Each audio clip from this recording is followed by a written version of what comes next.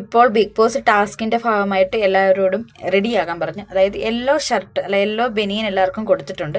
എല്ലാവരും ഓരോ റൂമിൽ പോയി, ഡ്രസ്സിങ് റൂമിൽ പോയി അല്ലെങ്കിൽ മേക്കപ്പ് റൂമിൽ പോയി എല്ലാവരും ഒരുങ്ങിക്കൊണ്ടിരിക്കുകയാണ്. അപ്പം അനുവിൻ്റെ പുറകെ നമ്മുടെ അക്ബർ ചെന്ന് കുറേ നേരമായി പാട്ടൊക്കെ പാടുന്നത്. അപ്പം അനുവിൻ്റെ അടുത്തിരുന്ന് കുറേ പാട്ട് പാടുന്നു.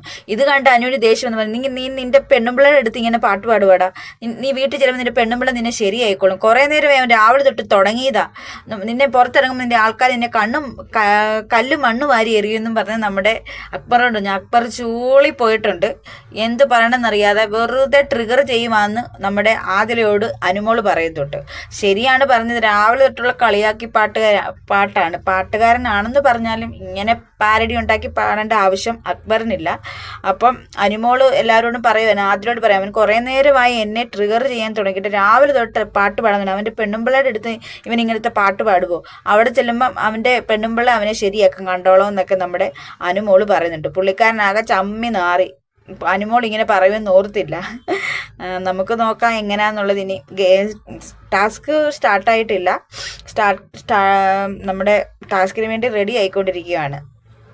എങ്ങനെയാണെങ്കിലും അനുമോള് ഇപ്പം പണ്ടത്തെ ഇന്നലെ തൊട്ടുള്ള വീക്ക്നെസ് ഒക്കെ മാറി ഇപ്പോൾ സ്ട്രോങ് ആയിട്ട് വരുന്നുണ്ട്. നമുക്ക് നോക്കാം എങ്ങനെയാന്നുള്ളത്.